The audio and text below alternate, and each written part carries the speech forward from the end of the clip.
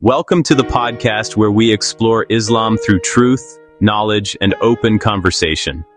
Here, we discuss Islamic history, media narratives, world events, misconceptions about Muslims, and the questions many people are afraid to ask. The views expressed by guests are their own and do not necessarily reflect the views of this platform. Our mission is to encourage respectful dialogue, deeper understanding, and honest discussion about Islam and the global Muslim community. Viewer discretion is advised, because real conversations can challenge perspectives. Now, let's begin. And you know what? There's a big split in divide, and some people do not understand Islam. What do you think is the biggest misunderstanding about Islam?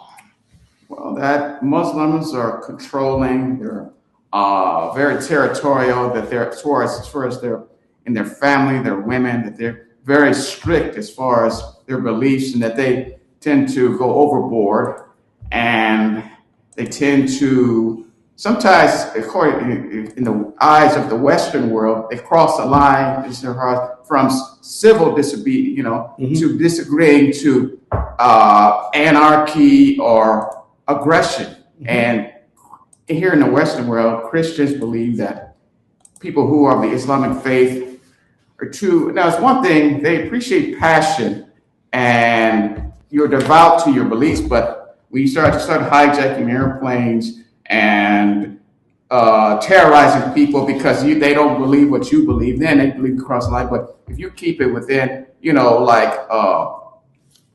civil disobedience, okay, you, like if the government tells you can't express your religious views, then okay, you have the right to say no. I'm allowed to express my views, but it doesn't give you the right to dictate, because this is America, freedom of religious expression. But So when you look at Islam and the misconceptions that people have, I heard you make a statement when we were holding a conversation. Yes. That Prophet Muhammad sallallahu alaihi wasallam, in a sense, he was racist because he said something about the darker Africans, and I never saw this in the Quran, that he was prejudiced. This is what you said. Can you expand upon this? Tell us what you're talking about.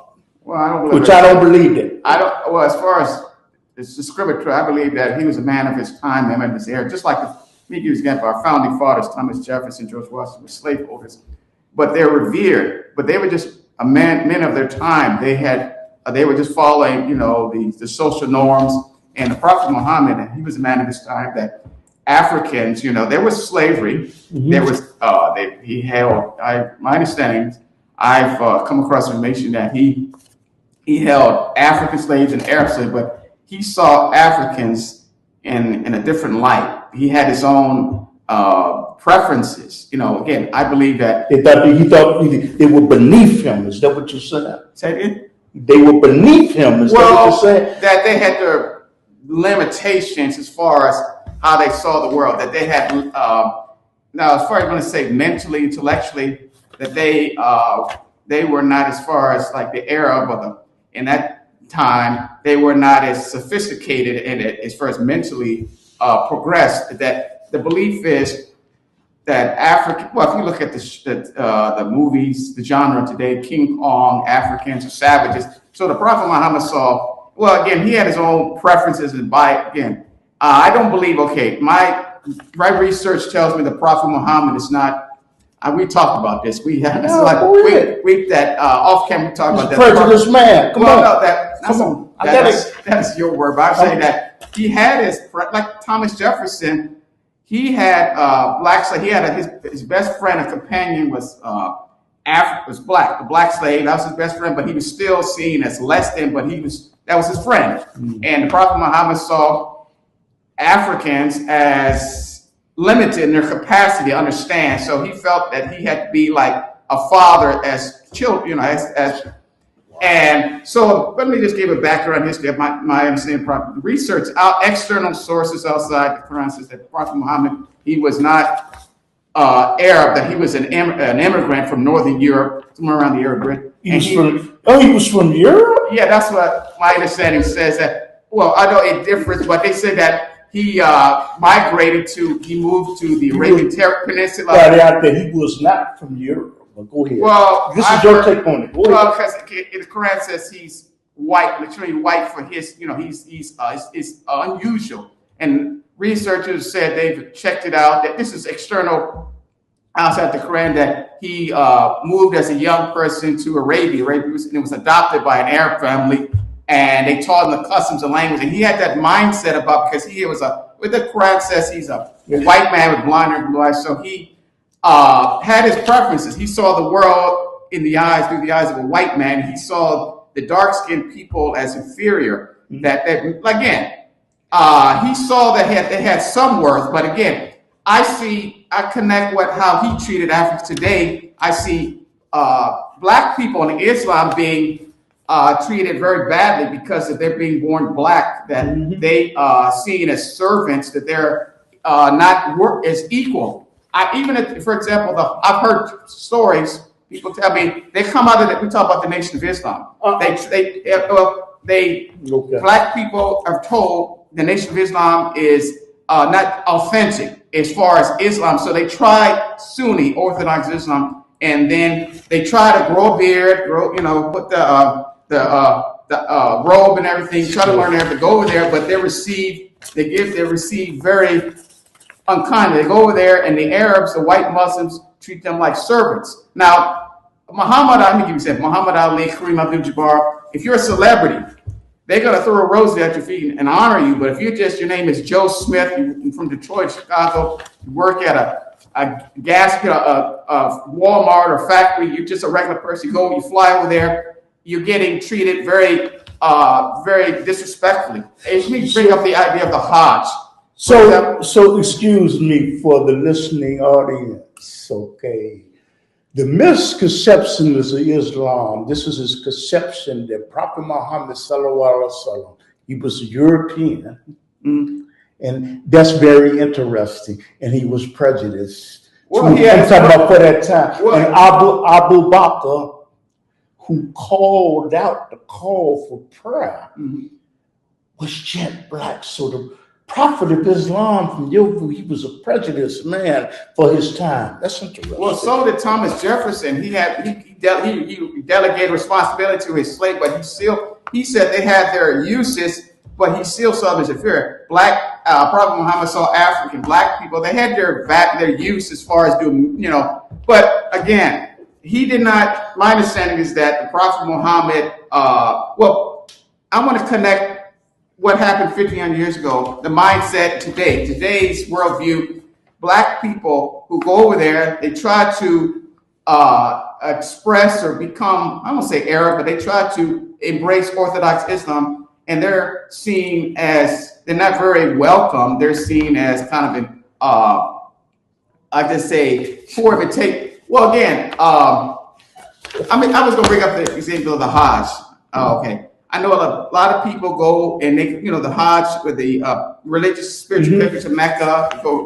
Okay, so my understanding, I've seen many people talk about this on YouTube. They go over there and, it's a massive people, and white Muslims see a black person, and, it's been violence at the Hajj. They get knocked down, they get pushed down, they stepped on.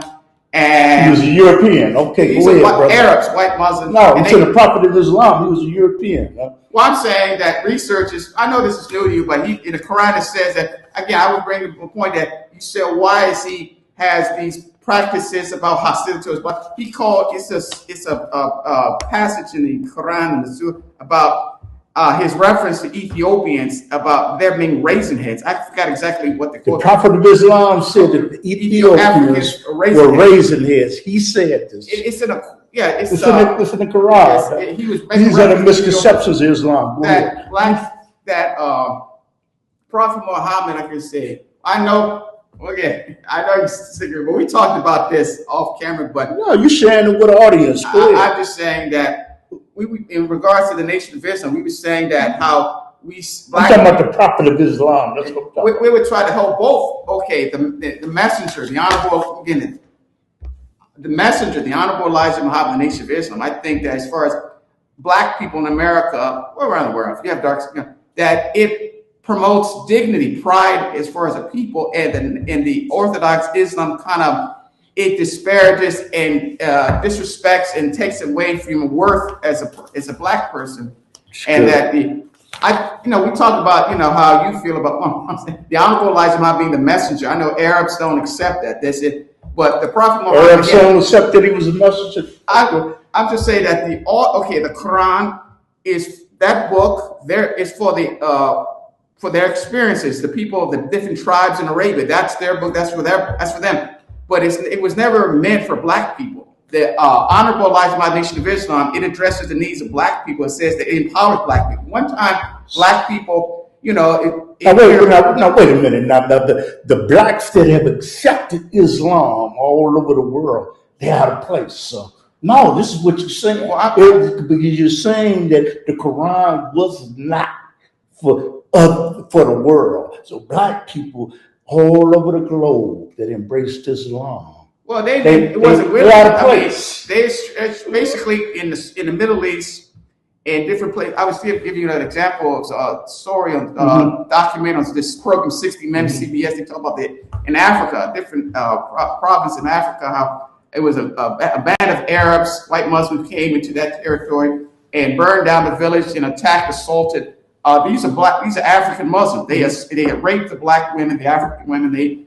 And these are supposed to be brothers in the faith. I see this going on in different places in the UK and London. Now you go on YouTube, you see many people. Now, let's make an example, the Hajj. There is violence, assaults at the Hajj. White Muslims against black. Yes.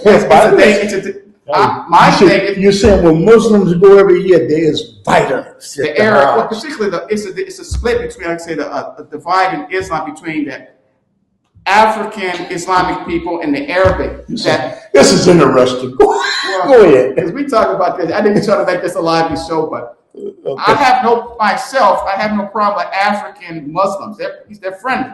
But my problem is I see the Arabs, the white Muslims, have a chip on their shoulder because I know that's their religion. The problem, even though he was adopted, he's not exactly an Arab. I talked to many Arabs. They're okay with it.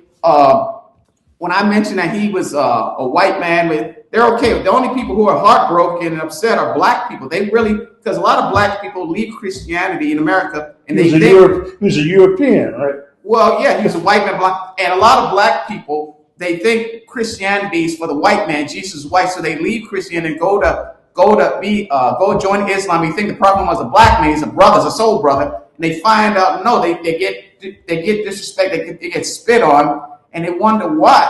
But the Al-Islam, Sunni Islam belongs to the Arabs. Like I say, the Honorable Elijah Muhammad, the Nation of Islam, that's for black people. And basically, I've just put in a nutshell that the Sunni Islam is designed, it was tailor-made for the Arabs. That's their experience, that's their culture. And I have to ask you something. I have to interrupt you. You're saying in the Quran, which I have read, it states that the Prophet of Islam, peace and blessings be upon him, he was a European. Well, it states that. You said European. Well, I said that researchers, you got to go out. Sometimes you need to go outside. That he was a white man, white skin, and he was unusual for his time. Generally, Arabs are brown, but he was very, very like a bar of soap, ivory soap, white. And there's a reason why. But like you said, is he prejudiced? He was a man of his time. He saw Africans, they had their worth, but he saw them as second-class citizens, as servants to carry, their only worth is to carry their bags or their luggage. Basically, did they carry them around? Well, our Prophet Muhammad, basically, as far as you saying, he had the person who signed the first call of prayer. I know that impresses you saying that's a big responsibility. He made some overtures, but I know in the Quran does, just to be fair, it does say, he talks about it, we talk about this also off camera, he talks about equality, and that he says there is nobody greater, but I believe he had to say that because he was known to make racial jokes against Africans, making fun of their hair. So the Prophet of Islam was just trying to get her on. I think he just tried to pacify them and calm them, because there was a backlash. Africans were tired of, said, cut it out, stop making jokes about us.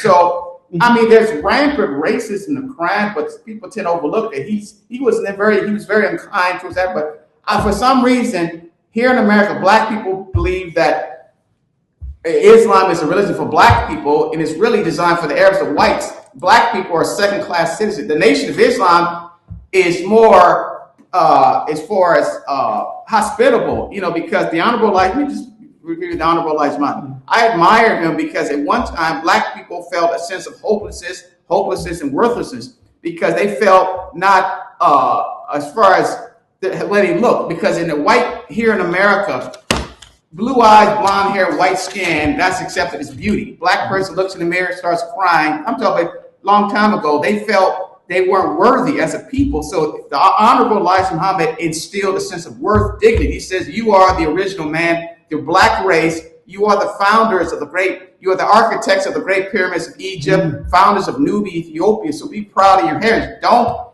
like they say, black people, again, a long time ago, black people straightening the hair, they put in cream lights. And he said, you should celebrate your blackness. You are beautiful people. You are people of strength and courage. You shouldn't have to put yourself down in the eyes of the European. But in the Quran, I don't see, as far as how the Africans are seen, I don't see them being honored or respected. Like in the Nation of Islam, even though some people see mixing up two things, brother. Well, again, people say that the Nation of Islam is not the same as it's not the same as Orthodox. Of course, it's not, because are you with the Nation of Islam? No, I'm not. What is your religion? Mm-hmm. Well, I'm pretty much. I would not like to say, because it's for another show, but I like to say that the Honorable Elijah Muhammad, as far as how he raised up a people, and black people, he cleaned them up. It's a remarkable story. In every Black History Month in February, he's never talked about. The Honorable Elijah Muhammad is always forgotten about. They talk about Martin Luther King and Jesse and Malcolm, but they never talk about the Honorable Elijah Muhammad. They never talk about, he was the one who instilled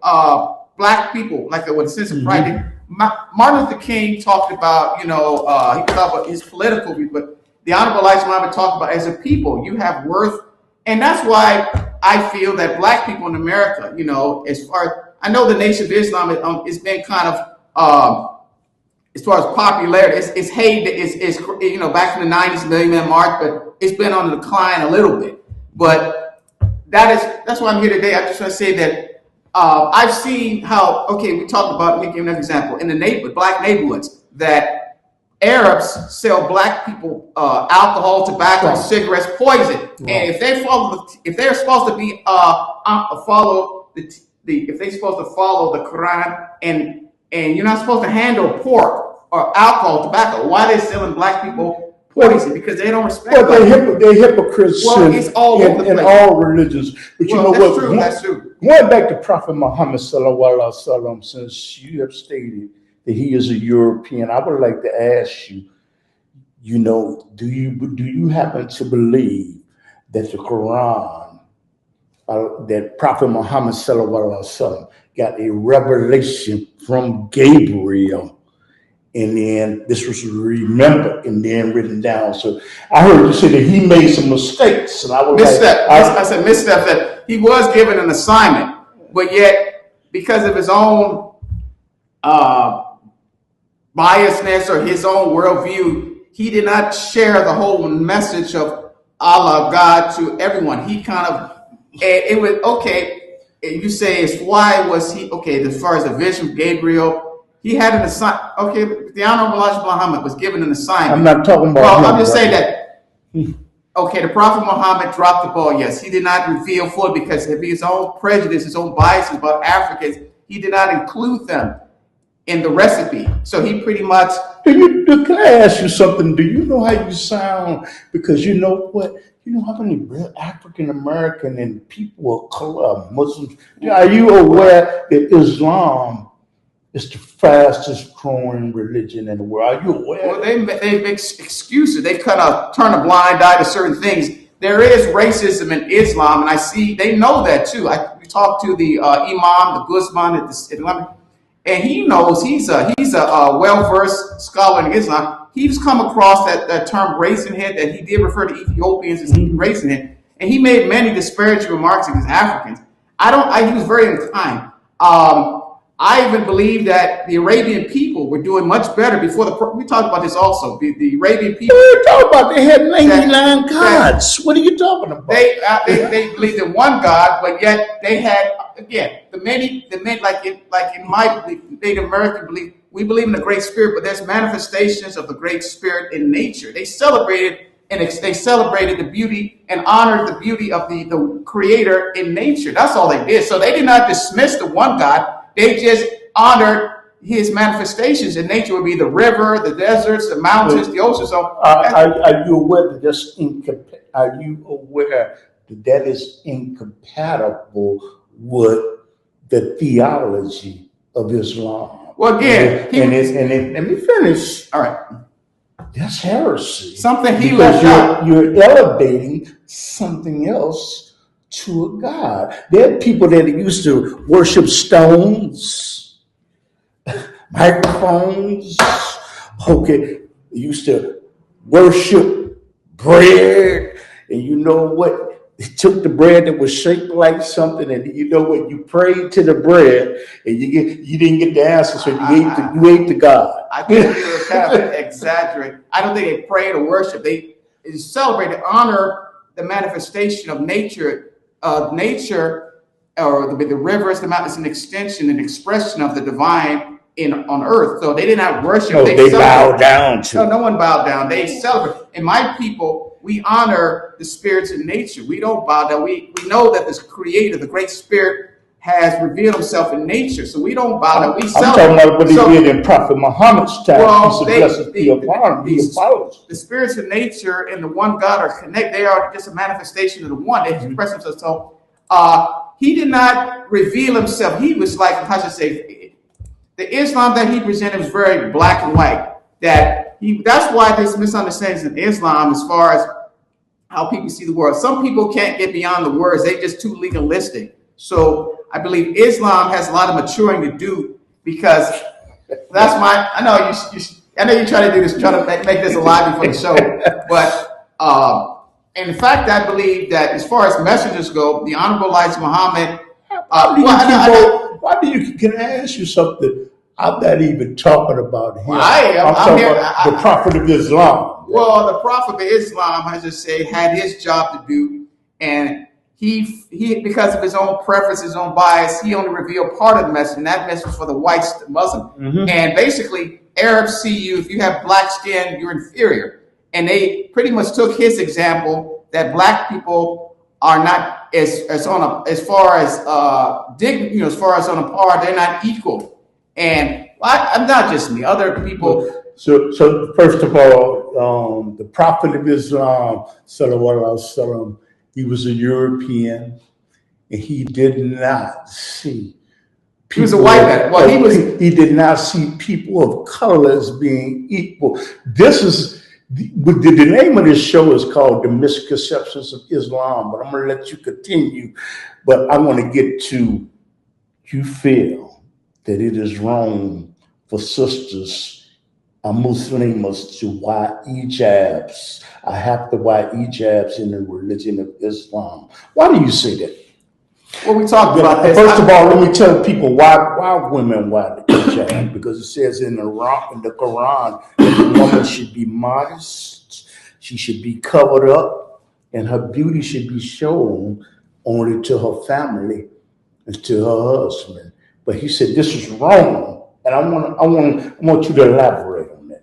Well, women have the right to express their beauty. I mean, that's why they were created, to celebrate with the feminine. You have the masculine and the feminine. The feminine is expression of the divine. The masculine is expression of the divine. And when women cover up, this is my belief, that you're denying or you're kind of closing off that expression of the divine. Women, you look at them, whether it be makeup, no makeup, they are beautiful creatures. The feminine, you have either the yin and the yang. Mm-hmm. So I believe that I disagree with him for whatever reason. He came up with that, he just said women, he wanted to control whatever reason. But if we look back before Islam, the Arabian Peninsula, the Arabian culture, women did the belly dancers, the magical, I think the Arabian people they were prosperous, they were doing much better, but I believe that he kind of stifled their growth. And Islam, I think that because of his short-sightedness, he was because of his own prejudice or fears, he did not reveal the whole message that was given to him. He did not include everyone. Today, women are brutalized. They're throwing people. They're mutilated if they're not adhering to the Quran. They're beaten. They're violated. They're raped. They're put.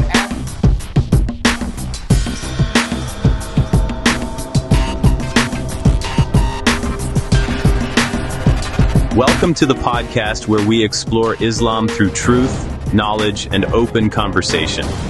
Here, we discuss Islamic history, media narratives, world events, misconceptions about Muslims, and the questions many people are afraid to ask. The views expressed by guests are their own and do not necessarily reflect the views of this platform. Our mission is to encourage respectful dialogue, deeper understanding, and honest discussion about Islam and the global Muslim community. Viewer discretion is advised, because real conversations can challenge perspectives. Now, what your grandfather was doing. Any message for your grandchildren? Great.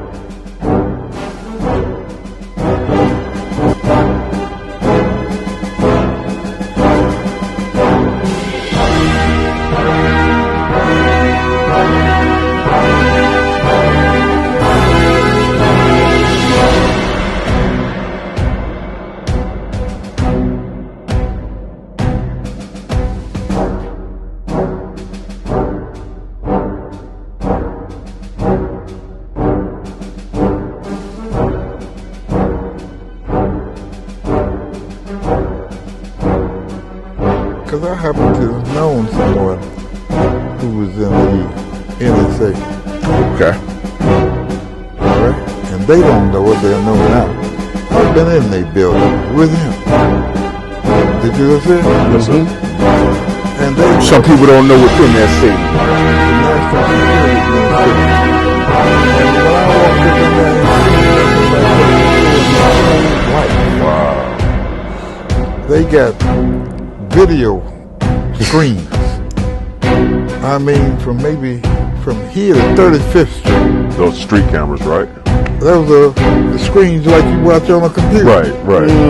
All right? They got a room where they listen to conversations all around the country. All right? That's why I can say what I say. Scary. But they let me go because he was an important person. And they figured if he was pregnant, it was all right. All right? They made a mistake, but I never forgot that. Well, wait a minute, all the while.